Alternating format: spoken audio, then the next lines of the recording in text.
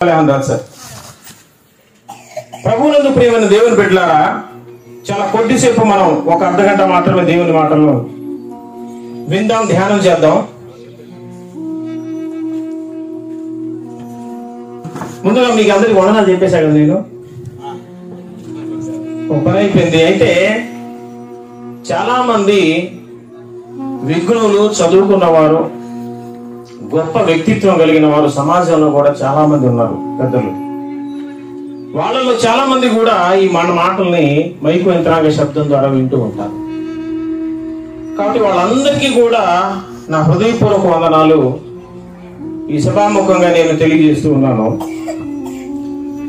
దేవుని ప్రజలారా, దేవుని సమాజమా, ఈ రాత్రికాల సమయంలో మనం దేవుని మాటల గురించి ఆలోచించాల్సిన అవసరం ఎంతైనా ఉంది. ఈ లోకంలో మనం ఎన్నో మాటలు వింటూ ఉంటాం, ఎన్నో రకరకాల సభలకు వెళ్తూ ఉంటాం. అది రాజకీయ సభ కావచ్చు, లేకపోతే ఏదైనా బిజినెస్ కి సంబంధించిన సభ కావచ్చు. ఎన్నో సభలకు వెళ్తూ ఉంటాం, ఎంతో మంది మాట వింటూ ఉంటాం. కానీ దేవుని మాటలు వినటానికి మనిషికి సమయం అనేది లేకుండా పోయింది. దేవుని మాటలు మన బ్రతుకులో నిజంగా మనసు పెట్టి గనుక ఆలోచిస్తే మన హృదయం మారిపోతుంది. మన హృదయంలో ఎప్పుడూ లేని నెమ్మది వస్తుంది, ఎప్పుడు లేని సంతోషం మనకు కలుగుతుంది. దేవుని మాటలు ఎంత అద్భుతంగా ఉంటాయంటే, నిజంగా మనసు పెట్టి ఒక అర్ధగంట ఆలోచిస్తే ఆ మాటల్లో ఉన్న రుచి ఏంటో, ఆ మాటల్లో ఉన్న శక్తి ఏంటో, దేవుని మాటలు ఎంత అద్భుతంగా ఉంటాయా అనే విషయం మనకు బోధపడుతుంది. ఎందుకంటే ఈ రోజు మనం బ్రతికున్నాం, ఈ క్షణం మనం బ్రతికున్నాం, తర్వాత క్షణం మనదో కాదో మనకు తెలియదు. రేపొద్దున మనం బ్రతుకుంటామో లేదో మనకు తెలియదు. మన కళ్ళ ముందు ఎంతో మంది ఎన్నో రకాలుగా చనిపోతూ వెళ్ళిపోతూ ఉన్నారు. ఒక 10 సంవత్సరాల క్రితం మన ఊళ్ళో ఉన్నోళ్ళు అందరూ ఇప్పుడు లేరు. ఒక 5 సంవత్సరాల క్రితం మనతో తిరిగిన వాళ్ళు కూడా ఇప్పుడు లేరు. ఒక నెల క్రితం మనతో తిరిగిన వాళ్ళు కూడా లేరు. మనిషి జీవితం అనేది ఫస్ట్ లో పాట పాడారు, పువ్వు లాంటిదంట మనిషి జీవితం. పువ్వు ఎలాగ వాడిపోతుందో, గడ్డి ఎలాగ వాడిపోతుందో, నీటి బుడగ ఒక క్షణంలో ఎలాగ పగిలిపోతుందో, ఇంతలో కనబడి ఆవిరి అంతలో ఎలాగ మాయమైపోతుందో, మనిషి యొక్క జీవిత కాలం కూడా అంతే. అది ఏ క్షణాన ముగిసిపోతుందో తెలియదు. దేవుని మాటలు ఒక అర్ధగంటకుండా వినకుండా ఒకవేళ మన బ్రతుకు ముగించబడుతుందేమో, ఆ అవకాశాన్ని కోల్పోతామేమో తెలియదు. ఇదే మన జీవితంలో చివరి క్షణం అయ్యి ఉండొచ్చు, చివరి రాత్రి అయ్యి ఉండొచ్చు, మనకు తెలియదు. కాబట్టి జీవితం ఉండగానే, సమయం ఉండగానే నిన్ను నన్ను సృష్టించిన సృష్టికర్త అయిన దేవుని యొక్క మాటలు వినే భాగ్యం మనకు కలిగిందంటే దాన్ని అదృష్టంగా మనం భావించాలి. ప్రభువునందు ప్రియమైన దేవుని బిడ్డలారా, అసలు దేవుడు అంటే ఏంటి? దేవుడు ఎవరిని మనం దేవుడు అని పిలవచ్చు? దేవుడు అనే వ్యక్తి ఎటువంటి స్వభావ లక్షణాలు కలిగిన వాడు? దేవునికి మనిషికి ఉన్నటువంటి సంబంధం ఎటువంటిది? దేవునికి మనిషికి ఉన్న సంబంధం ఒక మాటలో చెప్పాలంటే తండ్రికి కుమారునికి ఉన్నటువంటి సంబంధం. తండ్రికి కుమారునికి ఉన్నటువంటి సంబంధమే మానవ జాతికి సృష్టికర్త అయిన దేవునికి ఉన్న సంబంధం. దేవుడు అనేవాడు నీతో మాట్లాడేవాడై ఉండాలా. నీ బాధలు ఒకవేళ ఆయనకి చెప్పుకుంటే వినేవాడై ఉండాలి. నీ బాధల్లో, నీ కష్టాల్లో, నీ శ్రమల్లో పాలు పంచుకునేవాడై ఉండాలి. నీకు ఆపద వచ్చినప్పుడు నిన్ను రక్షించేవాడై ఉండాలి. అందుకే ఈరోజు నేను చెప్పదలుచుకున్నది అన్నయ్య ద్వారా దేవుడు పలికిచ్చిన మూలవాక్యం సేమ్ అదే మూలవాక్యం. నేను ముందే రాసుకున్న కీర్తన 46:1. అందులో ఏమనుందంటే, ఆపత్కాలములో ఆయన నమ్ముకొనదగిన సహాయకుడు. దేవుడనేవాడు ఆపద వచ్చినప్పుడు, కష్టం వచ్చినప్పుడు, బాధ వచ్చినప్పుడు, తన బిడ్డలు శ్రమ పడుతున్నప్పుడు స్పందించి దాని నుండి విడుదల కలిగించేవాడై ఉండాలి. స్పందించేవాడు మాత్రమే దేవుడు. ఆపదలో ఆదుకునేవాడై ఉండాలి. గాయమైనప్పుడు స్వస్థపరిచేవాడే దేవుడు. మనం పిలిస్తే పలికేవాడే దేవుడు. నువ్వు ఎన్ని బాధలున్నా, కష్టాలున్నా, శ్రమలున్నా, నువ్వు మూలుగుతో ఉన్నా, చనిపోయే స్థితి వచ్చినా ఉలుకు పలుకు లేకుండా ఉన్నవాడు దేవుడు ఎట్లా అవుతాడు? ఆయన మనం దేవుడు అని పిలవచ్చా? దేవుడు అనేవాడు ఎక్కడో ఆకాశ మహాకాశాలు దాటిపోయి ఏదో కోట్ల సంవత్సరాల కిలోమీటర్ల దూరంలో, కోట్ల కిలోమీటర్ల దూరంలో అవతల స్వర్గంలో ఎక్కడో సింహాసనం వేసుకుని ఆయన కూర్చుంటే, ఆయన బిడ్డలు ఇక్కడ బాధలు పడుతుంటే, శ్రమలు పడుతుంటే ఏమాత్రం పట్టించుకోకుండా, స్పందించకుండా, మాట్లాడకుండా, వాళ్ళ గోడు వినకుండా ఉన్న వాడిని దేవుడు అని ఎట్లా పిలుస్తాం? నిజంగా ఆయన సృష్టికర్త అయితే, మనల్ని కన్న దేవుడు అయితే, ఆయన తండ్రి అయితే, పిల్లలకు బాధ వచ్చినప్పుడు ఆకాశము గగనము చీల్చుకొని ఇక్కడికి రావాలి. ఇప్పుడు మన స్నేహితుల గురించి మనమే చెప్తా ఉంటాం. ఇప్పుడు ఒక స్నేహితుడికి మనం ఫోన్ చేసాం అనుకోండి, ఎత్తట్లా. రెండో రోజు చూసాం ఎత్తట్లా, మూడో రోజు చేసాం ఎత్తట్లా. అతను నాకు చేయట్లా, నేను చేసినా ఎత్తట్లా. ఎటువంటి ఫంక్షన్కి రావట్లా, ఎవరికి చనిపోయినా రావట్లా, శుభకార్యాలకి రావట్లా, ఎక్కడా కనపడట్లా. ఫోన్ చేస్తే ఎత్తట్లా, ఆయన కూడా చెయ్యట్లా. అప్పుడు అసలు ఆయన ఉన్నట్ట? 2-3 సంవత్సరాల తర్వాత కొంప తీయకుండా కూడా ఫోన్ ఎత్తాడు అనుకో. ఇప్పుడు ఎత్తగానే ఏమంటాం తెలుసు? కాయరా చీకా అంటావా? 2 సంవత్సరాల తర్వాత ఫోన్ ఎత్తితే, నేనైతే ఎట్లాగే చెప్పి చాలా సార్లు మన యోసేపుకి, కాయరా చీకా. మరి ఉలుకు లేదు, పలుకు లేదు, ఎన్ని బాధలు వచ్చినా, గాయాలు వచ్చినా, హింసలు వచ్చినా పట్టించుకోని వాడు మరి దేవుడు ఉన్నట్టా లేనట్టా? దేవుడు మాట్లాడే దేవుడై మనం మన బిడ్డలకి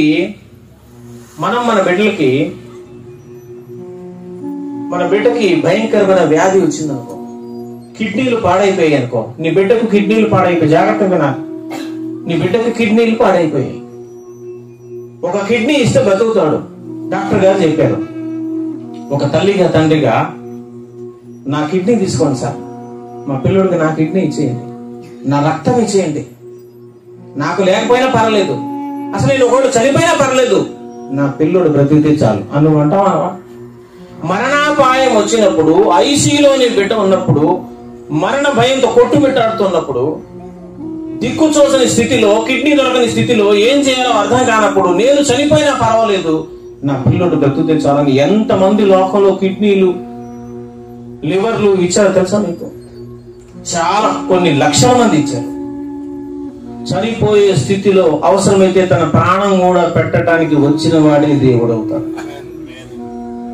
భయంకరమైన అగ్నిగుండానికి మానవ జాతి అంతా వెళ్ళిపోబోతుంది. మరణకరమైన రోగంతో ప్రతి మనిషి బ్రతుకుతున్నాడు. ఈ రోజు నరాల్లో పాపం ప్రవహిస్తా ఉంది. చచ్చిపోయిన రోజు డైరెక్ట్ గా చచ్చిపోయి అగ్నిగుండంలో వెళ్ళి పడుతున్నాడు. అది శాశ్వతమైన శిక్షలోకి వెళ్ళిపోతున్నాడు మనిషి. దేవుడు అనేవాడు అయితే, ఆయన మాట్లాడేవాడే అయితే, చరించేవాడే అయితే, నిజంగా ఉన్నవాడే అయితే, తాను సృష్టించిన బిడ్డలందరూ అగ్నిగుండానికి వెళ్ళిపోతుంటే సింహాసనం మీద కూర్చుని నిద్రపట్టిద్దా? రావా వద్దా? అలా వచ్చిన వాడు మాత్రమే దేవుడై ఉండాలి. నేను కష్టాల్లో ఉన్నప్పుడు, బాధల్లో ఉన్నప్పుడు, ఇరుకులో ఎవడు ఎదురొస్తే నాకేంటి? దేవుడు అంటే మట్టి బొమ్మ కాదు, మాట్లాడే దేవుడు ఆయన. ఆయన పిలిస్తే పలికే దేవుడు ఆయన. నీ కొరకు సింహాసనాన్ని వదులుకొని క్షణంలో ఇక్కడ వచ్చి ప్రత్యక్షమయ్యే దేవుడు ఆయన. నీతో సహవాసం చేసేవాడు దేవుడు. ప్రభువునందు ప్రియమైన దేవుని బిడ్డలారా, బైబిల్లో ఉన్న దేవుడు నజరేయుడైన యేసు అటువంటి వ్యక్తిత్వం కలిగినవాడు.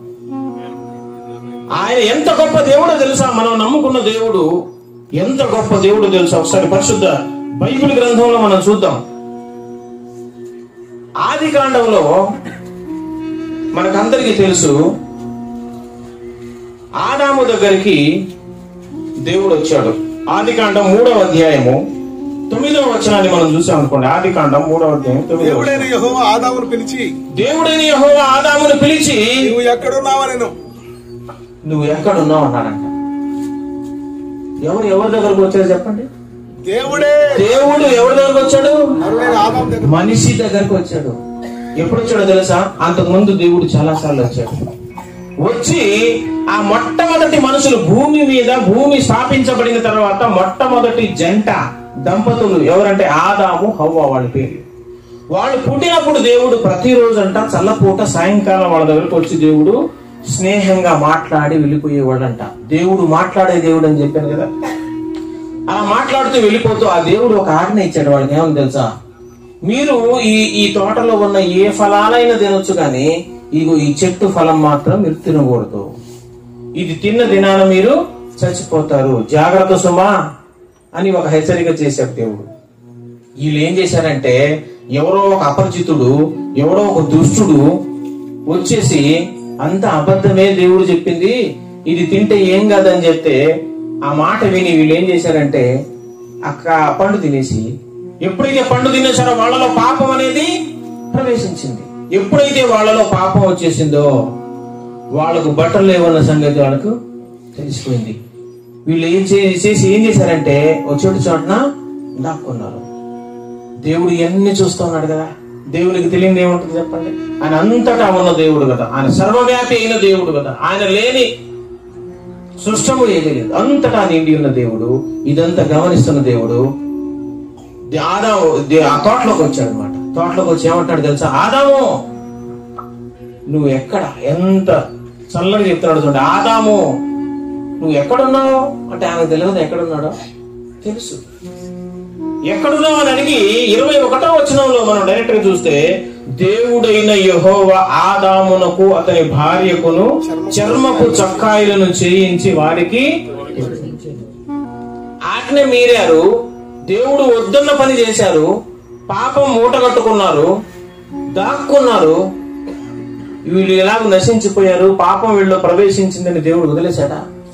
వదిలేదు. ఆయన వచ్చి ఆదాము ఎక్కడున్నావు అని పిలిచి చెడగొట్టిన సాతాను చెడగొట్టేసి వెళ్ళిపోయాడు, కానీ వీళ్ళకి బట్టలు ఇచ్చాడా? బట్టలు. కానీ దేవుడు తన బిడ్డలు, తన సృష్టి, తన కుమారులు కాబట్టి ఆజ్ఞను అతిక్రమించిన, తప్పు చేసిన, తండ్రి ప్రేమ గుండెల్లో నింపుకున్న దేవుడు వచ్చి వాళ్ళకు బట్టలు ఇచ్చాడు. ఎంత గొప్ప దేవుడు అండి! విడిచిపెట్టే దేవుడు కాదు ఆయన, నిన్ను బాగు చేసే దేవుడు, నిన్ను ప్రేమించే దేవుడు, నీ కన్న తండ్రి ఆయన. మనం మన బిడ్డలకి సైకిల్, రే నువ్వు బయట సైకిల్, కొత్త సైకిల్ కొనిచ్చి నువ్వు బాగా ప్రాక్టీస్ బాగా వచ్చేంత వరకు లోపల గ్రౌండ్ లో ఇంట్లోనే తిప్పుకొని అంటాం, బయటికి రోడ్డు మీద వెళ్ళొద్దని చెప్పారు అనుకోండి. చెప్పిన తర్వాత కూడా మనం లేని టైం చూసుకొని వాడు రోడ్డు మీదకి వెళ్ళి మోకాళ్ళ చెప్ప పగలు కొట్టుకుని వచ్చాడు అనుకోండి, మీరేం చేస్తారు? మోకాళ్ళ చెప్ప పగలు కొట్టుకుని వస్తే ముందు కోపంతో 2 దెబ్బలు, అసలే మోకాళ్ళ చెప్పు పగిలింది, ఆవేశాక ముందు 2 దెబ్బలు కొట్టేస్తాం. వాడు రక్తం కారుతూ మూలన అక్కడ కూర్చొని కన్నీళ్ళు గాడిచి ఏడుస్తూ ఉంటాడు. ఏ తల్లి అయినా ఏ తండ్రి అయినా అది చూస్తూ ఊరుకుంటారా?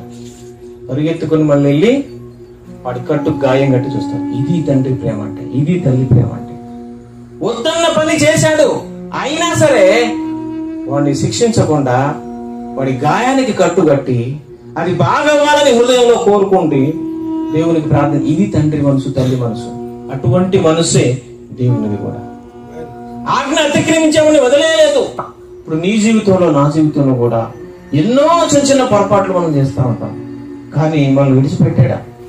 మనం విడిచిపెడితే అసలు బ్రతికుండేవాడమా? కానీ మనం నమ్ముకున్న దేవుడు, నజరేయుడైన యేసు, బైబిల్ చెప్తున్న దేవుడు నిన్ను ప్రేమించే దేవుడు, నీ పొరపాట్లను క్షమించే దేవుడు, నీ బాధలకు స్పందించే దేవుడు, తండ్రి మనసు కలిగిన దేవుడు. ఎంత గొప్ప మనసు చూస్తున్నాం, తండ్రి మనసు ఆయనలో చూస్తున్నాం. బట్టలు లేకపోతే ఆజ్ఞ అతిక్రమించినా, వద్దన పని చేసినా కూడా మరలా వచ్చి వాళ్ళకి బట్టలు ఇచ్చాడు. ఎంత గొప్ప మనసు ఉందో తెలుసా ఆయనకి? ఎంత గొప్ప మనసు! అంత మాత్రమే కాదండి, అంత మాత్రమే కాదు, దేవుడు మన ఇంటికి వచ్చే దేవుడు కూడా. దేవుడు నామానికి స్తోత్రం కలుగుగాక. ఆకాశ మహాకాశాలు దాటి నీ ఇంటికి, నా ఇంటికి వచ్చే దేవుడు ఆయన. నీతో స్నేహం చేయాలని కోరుకునే దేవుడు ఆయన. నీ బాధలకు స్పందించే దేవుడు ఆయన. నీ ఇరుకుల్లో ఆదుకునే సహాయకుడు ఆయన. నిన్ను విడిచిపెట్టే దేవుడు కాదు ఆయన. ఆయన అబ్రహాము ఇంటికి వచ్చాడు. అబ్రహాం ఇంటికి. అబ్రహాం ఇంటికి వచ్చి ఆ ఇంట్లో ఏం చేశాడు తెలుసా? భోజనం చేశాడు. అబ్రహాం ఇంటికి వచ్చి ఏం చేశాడు దేవుడు? భోజనం చేశాడు. ఆ 18వ అధ్యాయంలో మనం చూస్తే, ఆదికాండం 18వ అధ్యాయం చివరి వచనంలో మనం చూస్తే ఒక చక్కటి మాట వ్రాయబడింది.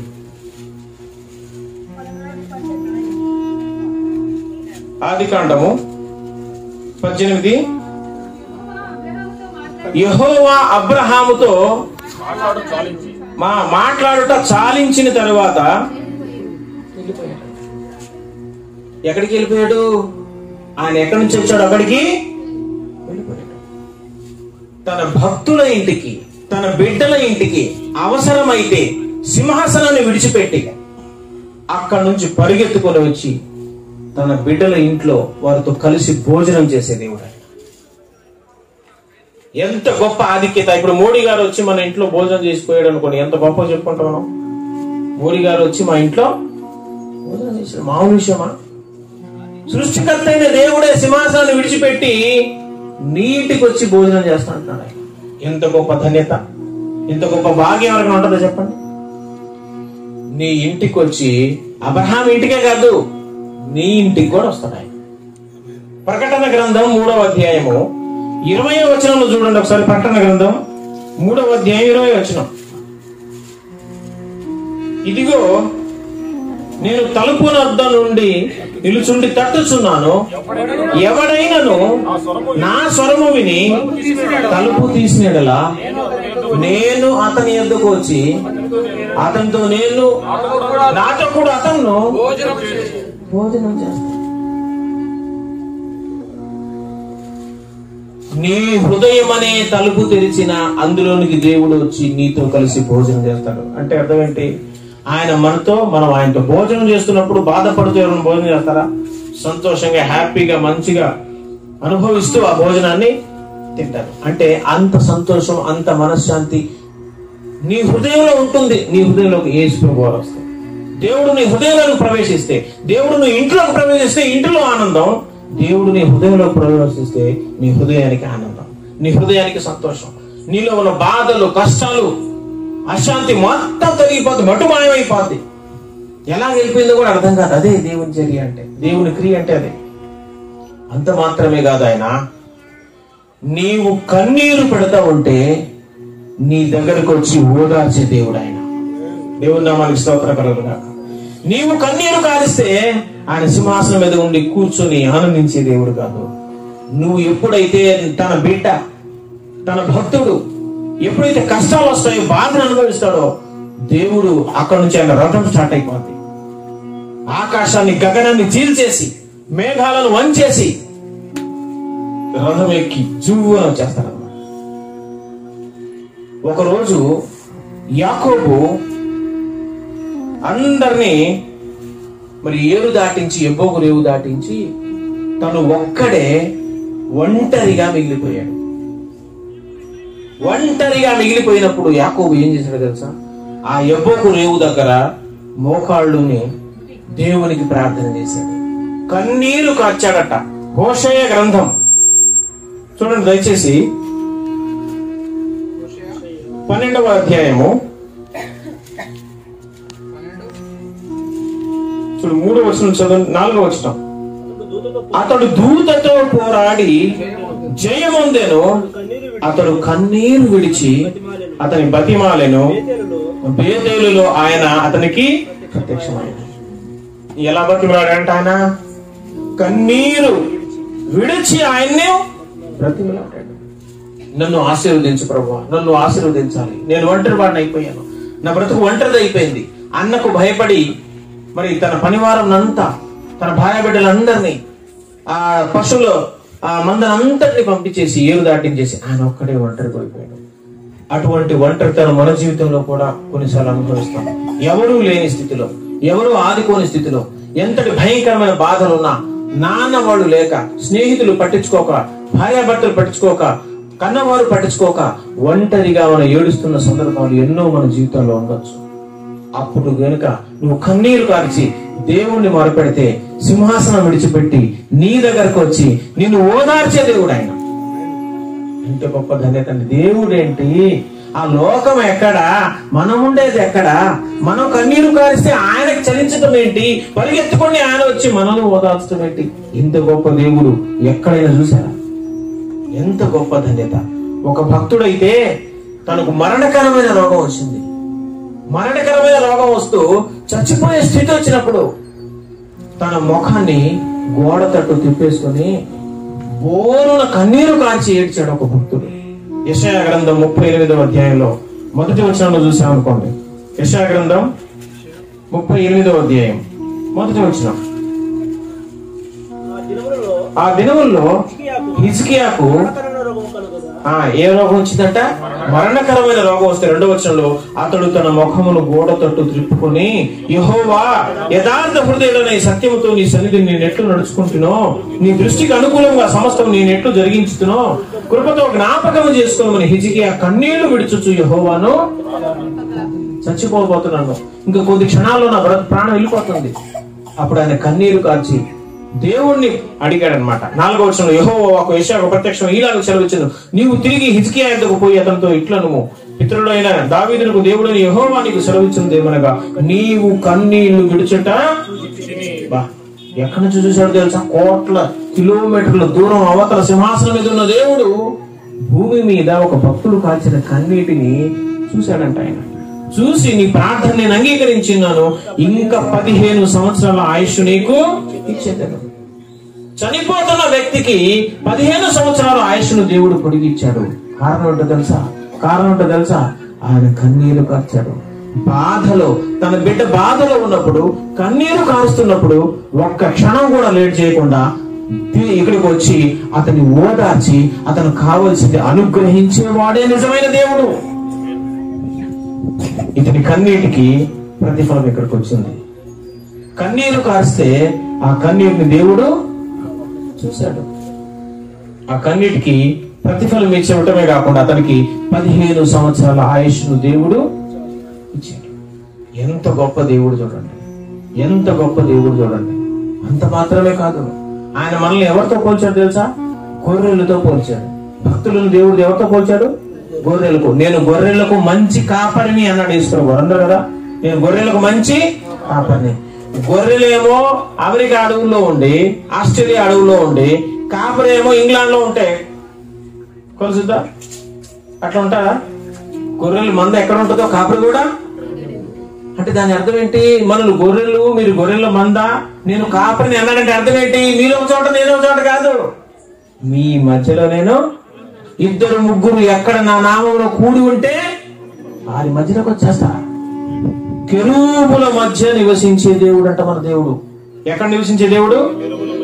కెరూబుల మధ్య నివసించే దేవుడు అంట. కెరూబుల కీర్తనల గ్రంథం చూడండి, కెరూబుల మధ్య నివసించే దేవుడని పరిశుద్ధ బైబిల్ గ్రంథంలో మనం చూసినట్లయితే చూడండి, సంఖ్యాకాండము 20వ అధ్యాయము 6వ వచనం. సంఖ్యాకాండము 20వ అధ్యాయం 6వ వచనం. అప్పుడు మోషే అహరోనులు సమాజం ఎదుటి నుండి ప్రత్యక్ష గుడారం యొక్క ద్వారంలోనికి వెళ్లి సాగిలపడగా యెహోవా మహిమ వారికి కనబడేను. 2వ సమూయేలు గ్రంథము 6వ అధ్యాయం 2వ వచనం చూస్తే, కెరూబుల మధ్య నివసించు సైన్యములపతి యెహోవా అని ఉంది. ఎక్కడ నివసించేవారంట ఆయన? కెరూబుల మధ్య. మొదటి దినవృత్తాంతంలో 13వ అధ్యాయం 6వ వచనాన్ని చూస్తే, కెరూబుల మధ్య నివాసం చేయి దేవుడని యెహోవా నామం పెట్టబడిన ఆయన మందసము అని ఉంది. యెషయా గ్రంథం 37వ అధ్యాయం 16వ వచనం చూస్తే, యెహోవా కెరూబుల మధ్య నివసించు ఇశ్రాయేలు దేవా అని. ఎక్కడ నివసించే దేవుడు? కెరూబుల మధ్య. కెరూబులు అంటే ఏంటి తెలుసా? దేవుని సింహాసనం చుట్టూ 4 జీవులు ఉంటాయి. 24 పెద్దలు చుట్టూ కూర్చుంటారు. ఆయనకు ఆనుకుని దగ్గరలో 4 జీవులు ఉంటాయి. ఆ జీవులు ఎవరు అంటే కెరూబులు. ఆయన సింహాసనం అక్కడ కెరూబుల మధ్యలో ఉంది. అందుకే దేవుని మందిరం, సొలొమోను కట్టిన దేవుని మందిరంలో కూడా అతి పరిశుద్ధ స్థలంలోకి మనం వెళ్తే అక్కడ ఒక కరుణాపీఠం ఉంటది. దాంట్లో నిబంధన మందసం ఉంటది. ఇటుపక్క ఒక కెరూబు, అటుపక్క ఒక కెరూబు రెక్కలు చేసుకొని ఉంటాయి. అక్కడే దేవుడు ప్రత్యక్షమై వాళ్ళతో మాట్లాడేవాడు.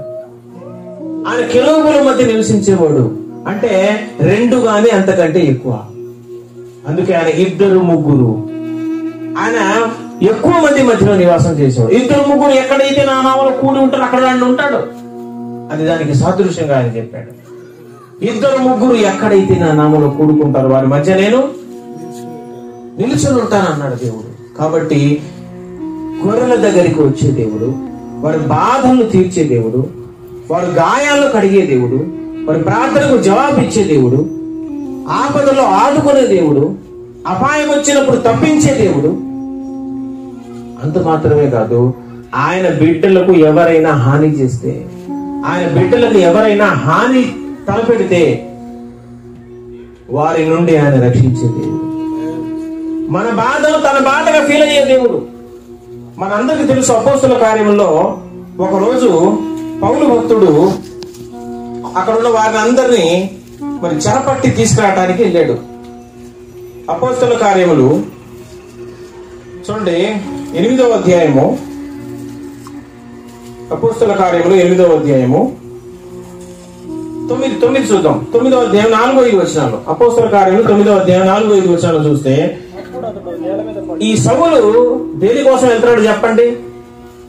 అక్కడున్న ప్రజలందరినీ, దేవుని బిడ్డలందరినీ ఈడ్చుకొచ్చి చంపడానికి, చెరసాల్లో వేసి హింసించి చంపడానికి వెళ్తున్నాడు. బాగా వినాలి సందర్భం. వెళ్తున్నప్పుడు దేవుడు కల్పించుకున్నాడు. దేవుడు ఎంటర్ అయ్యాడు.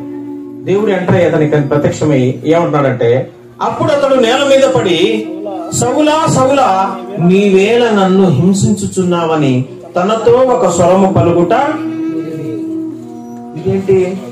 హింసించేది ఎవరిని? సౌలు హింసించింది ఎవరిని? సంఘాన్ని. యేసుప్రభు వారు ఏమంటాడు తెలుసా? నీవు హింసించుచున్నా, నీవు నన్నేలా హింసించుచున్నావు. అప్పుడు అతడు ఏమన్నాడు? ప్రభువా నీవెవడమని అతడు అడుగుగా ఆయన, నీవు హింసించుచున్నా యేసును. అదేంటి? నేను హింసించేది నిన్ను కాదు ప్రభువా, నేను హింసించేది అక్కడున్న జనాన్ని, దమస్కులో ఉన్న జనాన్ని. వాళ్ళని హింసించి వాళ్ళని తీసుకుని వచ్చి చెరసాలలో వెళ్తామని నేనే వెళ్తుంటే నిన్ను అసలు నేను హింసించలేదు కానీ అంటే ఆయన ఏమంటాడు తెలుసా? వాళ్ళను హింసిస్తే నన్ను హింసించినట్టే. దేవుడు ఎంత చక్కగా చెప్తాను తెలుసా? నువ్వు హింసించుచున్న యేసును నేను. తన బిడ్డల మీద ప్రమాదం వచ్చినప్పుడు, తన బిడ్డలకు హింస కలిగినప్పుడు, తన మీద అటాక్ అయిందని ఆలోచించుకొని రంగంలోనికి దిగే దేవుడు ఆయన. తన బిడ్డలను కాపాడే దేవుడు ఆయన. నీ మీద ఈగ కూడా వాళ్ళనివ్వని దేవుడు ఆయన. ఎవరినో హింసిస్తుంటే తనను హింసించారు. మనకు అందరూ విషయం కూడా తెలుసు. యేసుప్రభు వారు వచ్చినప్పుడంట, నేను చెరసాల్లో ఉన్నప్పుడు నన్ను చూడవచ్చితిరి, నాకు బట్టలు లేనప్పుడు మీరు బట్టలు ఇచ్చితిరి, నాకు భోజనం లేనప్పుడు మీరు నాకు భోజనం ఇచ్చిందని చెప్తే వాళ్ళు అన్నారంట, ప్రభువా మేమెప్పుడు ఇచ్చాం నీకంటే మిక్కిలి అల్పులైన ఈ సహోదరులు ఒకరికి మీరు ఇచ్చారు కాబట్టి నాకు ఇచ్చినట్టే. ఎంత గొప్ప మనసు అండి! అసలు దేవుడు మాట్లాడే మాటలేనా ఇది? ఒకడికి ఇచ్చావు కదా, నువ్వు బట్టలు లేనోడికి బట్టలు ఇచ్చావు కదా, అది నువ్వు ఇచ్చింది అతనికి కాదు, నాకు. నా బిడ్డ అతను. నీ మీద ఆ ప్రమాదం పొంచి ఉన్నప్పుడు, నిన్ను హింసించడానికి శత్రువులు చుట్టుముట్టినప్పుడు, అది తన కొరకు, తనకు తగిలినట్టుగా ఫీల్ అయ్యి రంగంలోనికి దేవుడు ఎంటర్ అయిపోతాడు. దేవుని రక్షణ అనుక్షణము నీ మీద ఉంటుంది. యేసు రక్తము క్రిందకు ఒకసారి నువ్వు వచ్చేస్తే, ఆయన బిడ్డగా నువ్వు మారిపోతే, అనుక్షణము నిన్ను కాపాడుకునే బాధ్యత దేవుడు తీసుకుంటాడు. దేవుని చేతిలో నుంచి నిన్ను విడిపించగల శక్తి గాని, వ్యక్తి గాని విశ్వంలో ఎక్కడా లేదు. ఎంత గొప్ప దేవుడు! నీకు బాధ సంభవిస్తే, నీవు శ్రమంలో ఉంటే, నీ మీద ఎవరైనా అటాక్ చేస్తే నీ కోసం వచ్చే దేవుడు ఆయన. ఇంకా మనం చూస్తే అపోస్తల కార్యములు 7వ అధ్యాయంలో చూడండి దయచేసి. అపోస్తల కార్యములు 7వ అధ్యాయంలో స్టెఫను విషయంలో, అపోస్తల కార్యములు 7వ అధ్యాయము 30వ వచనం చదవండి.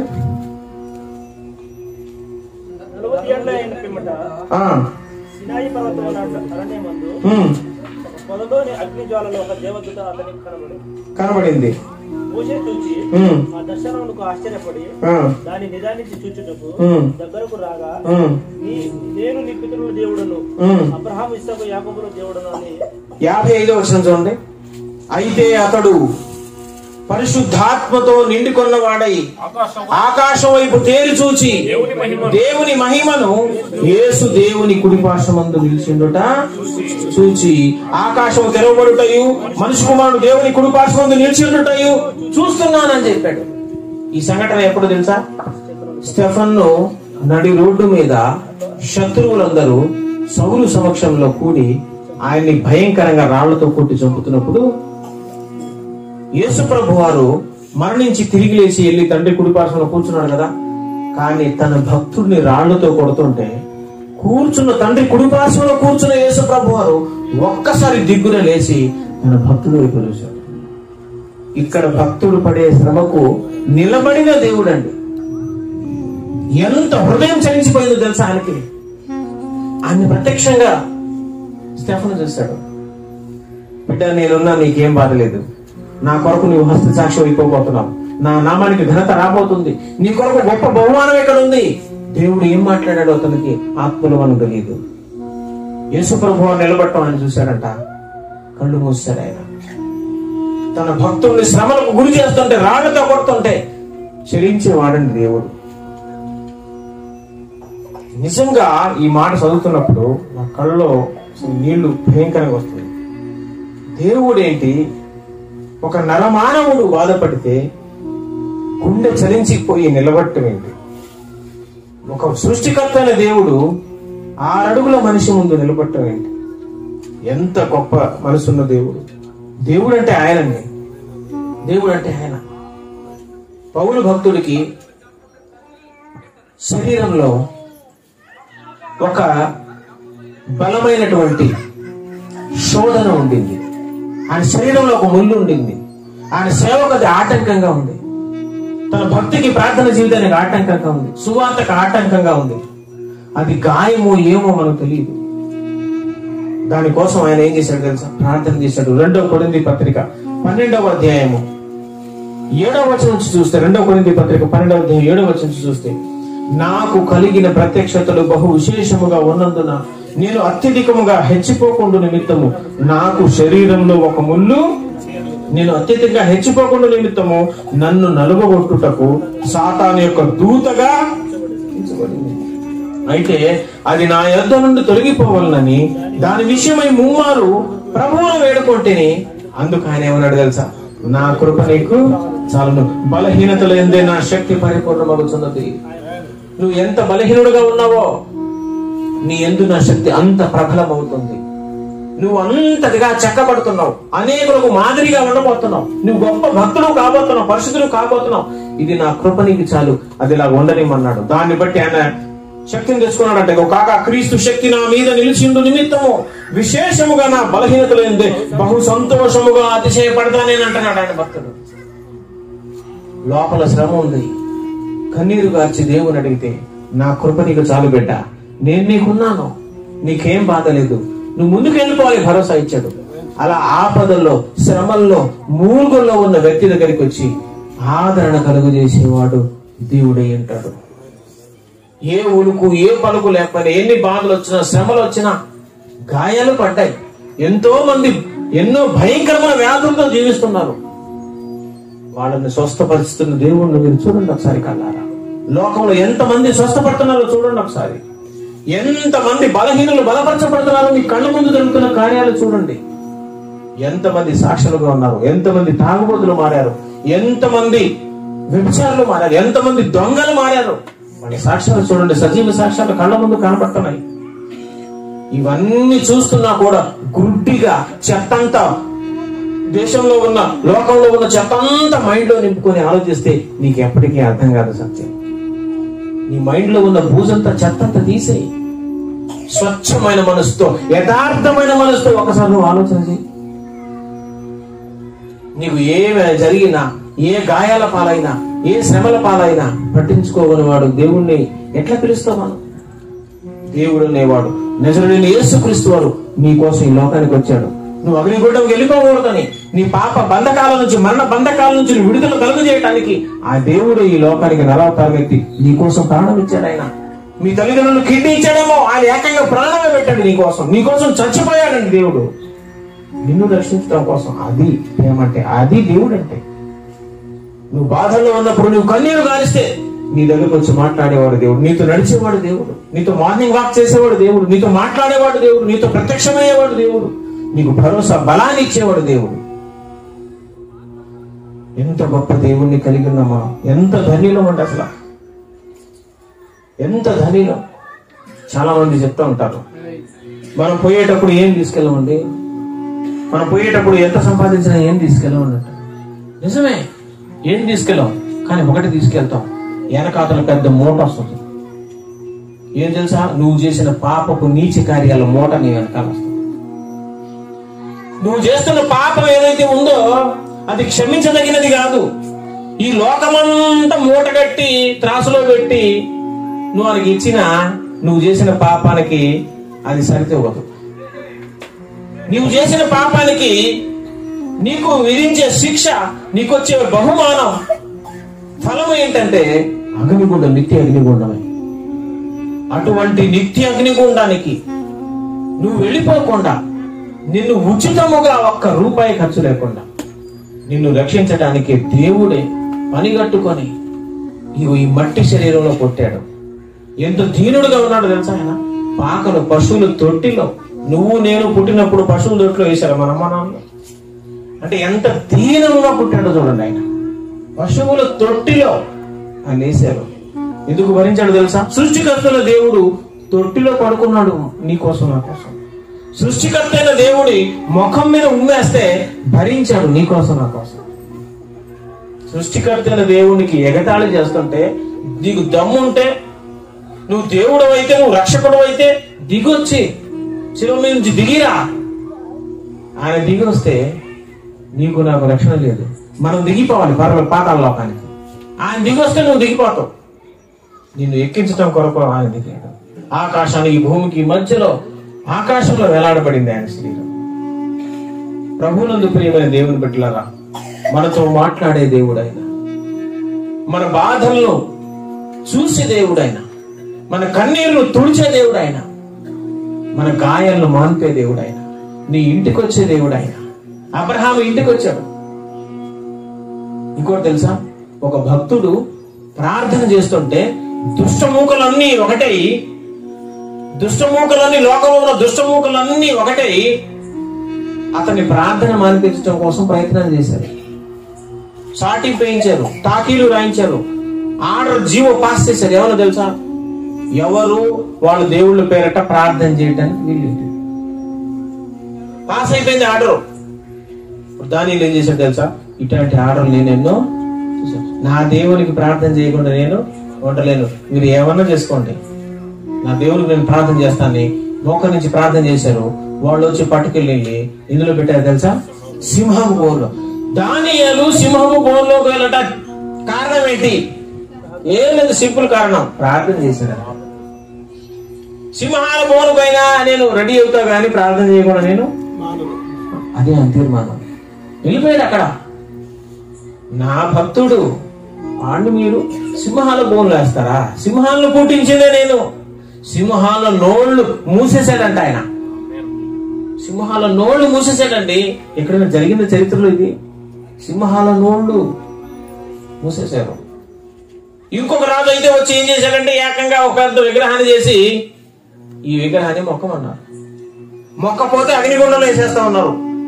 భూమి మీద అగ్నిగుండం ఒకటి తయారు చేసి పెద్ద నిప్పుల మంట, ఈయన విగ్రహాన్ని మొక్కకపోతే అందులో పడేస్తా. శత్రుకు మేషాకు అబేదలు ఏమన్నారు తెలుసా? మా దేవుణ్ణి తప్ప మేము ఎవరిని మొక్కం. అగ్నిలో కాదు, నీ ఇష్టం వచ్చిన చోట వేసుకో, అసలు ఇబ్బందే లేదు మాకు. మేము మాత్రం, ఎందుకంటే ఆ దేవుణ్ణి రుచి చూసామయ్యా మేము. ఆయన నిజమైన దేవుడు, ఆయన ఉన్నవాడు, ఆయన మా కోసం దిగొస్తాడు. ఆయన రంగం ఇప్పటికే రథం స్టార్ట్ అయిపోయింది అక్కడ. వెళ్ళి అగ్నిగుండంలో పడేశారు. 4వ వ్యక్తి తిరుగుతున్నాడు అంటే వచ్చేసాడు కదా, రంగం సిద్ధం అయిపోయింది. స్టార్ట్, అక్కడ స్టార్ట్ అనగానే రంగం ఎంటర్ అయిపోతాడు దేవుడు. కారణం తెలుసు, తన భక్తుడు, తన రక్తముతో కొనుక్కున్న వ్యక్తి అతను. ఈ లోకంలో ఉన్న చీకటి శక్తులన్నీ కలిసి నీ మీద దాడి చేసినా కూడా దేవుని చేతుల నుంచి నిన్ను ఎవరు కూడా తప్పించలేరు. అంత గొప్పది ఆయన దేవుడు అంటే. దేవుడు మాట్లాడే దేవుడు, దేవుడు చలించే దేవుడు, దేవుడు నీతో నడిచే దేవుడు. నీ బాధలకు జవాబు ఇచ్చే దేవుడు, నీ ప్రార్థనకు జవాబు ఇచ్చే దేవుడు, నీ ఇంట్లోకి వచ్చి నీతో సహవాసం చేసే దేవుడు. ఆయనది ఉలుకు పలుకు లేకుండా ఎవరు పోయినా ఎవరు వచ్చినా ఏం గాయాలన్నా ఏ నిమిషంలో వచ్చినా ఏం మాత్రం పట్టించుకున్న దేవుడు ఎట్లా అవుతారు? కళ్ళు తెరవాలి, ఆలోచించాలి ఒకసారి. ఏం మాట్లాడుతున్నాం మనం? దేని గురించి? దేవుడు అనేవాడు, నిజమైన దేవుడు అనేవాడిని నువ్వు ఎరగనంత కాలం, ఈ భయంకరమైన పాపం నువ్వు బ్రతుకున్నంత కాలం, నీ కళ్ళు మూస్తే అవతల అగ్నిగుండం నీ కొరకు వెయిట్ చేస్తా ఉంది. భయంకరమైన నిత్యాగ్ని గుండంలో నువ్వు జారిపోతావు. అక్కడికి వెళ్ళిపోయిన తర్వాత ఇంకెంత మొత్తుకున్నా ఏం ప్రయోజనం ఉండవు. అక్కడ మీటింగ్లు ఏం ఉండవు. కాబట్టి ప్రభువునందు ప్రేమను దేవుని పెట్టారా, దేవుడు చెప్తున్నాడు చివరిగా ఒక మాట. హెబ్రీయులకు రాసిన పత్రిక 4వ అధ్యాయం 16వ వచనంలో చూస్తే చివరి మాట ముగించేస్తున్నాను. హెబ్రీ పత్రిక 4:16లో, గనుక మనము కనికరింపబడి సమయోచితమైన సహాయము కొరకు కృప పొందునట్లు ధైర్యముతో కృపాసనమునొద్దకు చేరుదము. కృపాసనం అంటే తెలుసా? ఆసనం అంటే కుర్చీ. కృపాసనం అన్నా కరుణాపీఠం అన్నా ఒకటే. కృప అన్నా కరుణ అన్నా ఒకటే. ఆసనం అన్నా పీఠం అన్నా ఒకటే. కృపాసనం అన్నా కరుణాపీఠం అన్నా ఒకటే. కరుణాపీఠము, కృపాసనము దేవుని మందిరంలో ఎక్కడైతే ఉందో అక్కడికి మనం వెళ్ళాలంట. నీకు బాధలు వచ్చినా శ్రమలు వచ్చినా చివరికి నేను చెప్పే మాట ఏంటంటే, నీ కుటుంబంలో నీ జీవితంలో శ్రమ సంభవించిందా, శోధన సంభవించిందా, బాధల్లో ఉన్నావా, ఇబ్బందుల్లో ఉన్నావా, నీకు సమయోచితమైన సహాయం, ఆ సమయంలో నీకు ఏం కావాలో అది నీకు కావాలంటే కృపాసనం దగ్గరికి వెళ్ళి మోకరించి ప్రార్థన చేస్తే మన దేవుడు కనికరించి ఆయన కృపను అనుగ్రహిస్తే ఆ సమయోచితమైన సహాయము మనకు లభిస్తుంది. ఒక పాస్టర్ గారు అడిగారంట, మీకేమైనా విదేశీ ధనం ఏమన్నా ఫారెన్ ఫండ్ ఏమైనా వచ్చిందంటే తెలంగాణ డబ్బులు పంపిస్తారంటే, పైన విదేశీ డబ్బులు ఏమైనా వస్తాయంటే ఎందుకు రాదండి, బ్రహ్మాండంగా రోజు వస్తుంది నాకు విదేశీ ధనం. ఎట్లా తెలుసా? విదేశీ అంటే ఇటున్నది కాదు, అటున్న విదేశీ. అక్కడ నుంచి సమయోచితమైన సహాయం నాకు రోజు వస్తుంది. ఇక్కడ ఈ దేశం అంటే నా దృష్టిలో ఇక్కడ భూమి మీద ఉన్న దేశాలు కావు, పరలోకం అనే దేశం నుంచి నాకు రోజు సమయోచితమైన సహాయం. ఇప్పుడు ఈ క్షణంలో నీకు ఏం కావాలో ఆ సహాయము నీకు రావాలంటే, నీవు కనికరింపబడి దేవుని కృపను పొందుకోవాలంటే దేవుని మందిరానికి వచ్చి 2-3 ఉన్న చోట, దేవుని సన్నిధి నివసిస్తున్న చోట మనం వచ్చి మన బాధను, కన్నీటిని, వేదనను ఆయనకు చెప్పుకుంటే ఆయన ఎంత ఘోర పాపినైనా నిన్ను క్షమించడానికి ఆయన బయలుదేరి నీ కొరకు వస్తాడు. అటువంటి దేవుణ్ణి, అంత గొప్ప తండ్రి మనసు కలిగిన దేవుణ్ణి మనం కలిగినందుకు నిజంగా మనం ఎంతో ధన్యులం. అట్టి ధన్యత ఈ మైక్ యంత్రాంగ శబ్దం ద్వారా వింటున్న వారందరూ పొందుకోవాలని, వాళ్ళందరూ మా సహోదరులు, మా సొంత సహోదరులుగా, అన్నదమ్ములుగా భావిస్తూ ఈ మాటను వాళ్ళకు తెలియజేస్తున్నాం. కాబట్టి ఈ నామమునే మనకు రక్షణ కలుగుతుంది. ఆకాశము క్రింద భూమి మీద మనుషుల్లో ఏ బండి మరి ఏ నామమున మనకు రక్షణ కలుగదు, నజరేయుడైన యేసు నామంలోనే మనకు రక్షణ కలుగుతుంది. కాబట్టి దేవుని యందు, యేసునందు విశ్వాసం ఉంచండి, మీరు మీ ఇంటి వారు రక్షింపబడతారు. దేవుడు మీకు సహాయం చేయనుగాక. ఆమేన్. దేవుడి మాటలు మనం వెనుకల్లో దీవించి ఆశీర్వదించుదాం.